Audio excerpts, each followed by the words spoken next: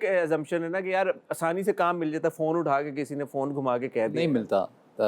मैंने जब पहला दूसरा काम किया था एज ए हीरो कराची में, उससे पहले मैं 2.5 साल यहाँ बहुत धक्के खा के वापस चला वापस गया गए था। थे आप?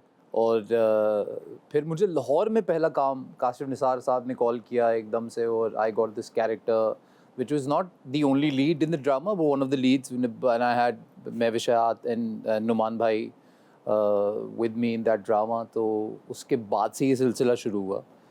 लेकिन ये बड़ी बड़ी सच्ची और थोड़ी कड़वी बात है कि मुझे बहुत उम्मीद थी इन द बिगिनिंग कि अगर मैं अब आ रहा हूँ कराची जैसे स्ट्रगल करने के लिए, तो बहुत सारे ऐसे लोग हैं जिन्होंने मेरे वालिद साहब के साथ काम किया है, जो मेरे नाना के बहुत करीब रहे, जिनकी तस्वीरें हमने बचपन में बहुत देखी हैं या उनको अपने घर में क्रिकेट खेलते हुए देखा है। तो ये तो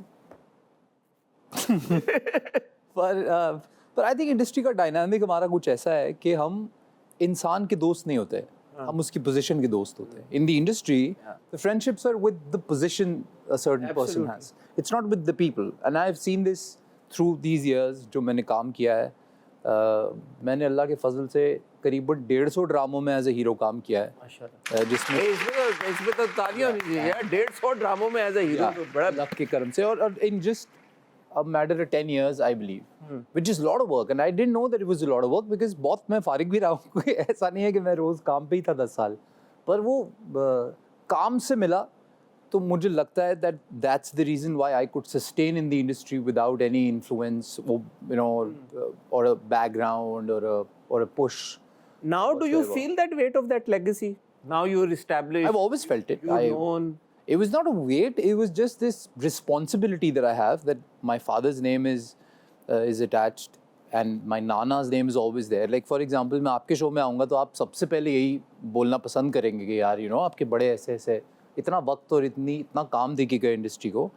तो ये बोझ ऐसे रहता है कि I want to do something that can revive what they did. For example, my nana was not famous for dramas. He was famous for his movies. उन्होंने फिल्मों में ही गाने गाए हैं, फिल्में ही बनाई हैं, फिल्में ही बहुत भट्टी पंजाबी के लिए जो उन्होंने काम किया, बिल्कुल, लैंग्वेज के लिए जो काम किया, पंजाबी सिनेमा के लिए जो काम, and the songs he left behind, like चंद मेरे मखना और all these songs, जुल्फ़ कुंडल खुल्ले ना। तो एक ख्वाब है जो इंशाल्लाह ज़रूर पूरा होगा, that I just want to revive that legacy in a way कि लोग फिल्में देखे जो हम बनाएं और याद करें कि उनकी फिल्में, जैसे एक आध फिल्म है नाना की जो मैं I want to remake that film in today's time because they're still very relevant. लोग आज भी उतने ही बुरे हैं जितने उस दौर में होते थे।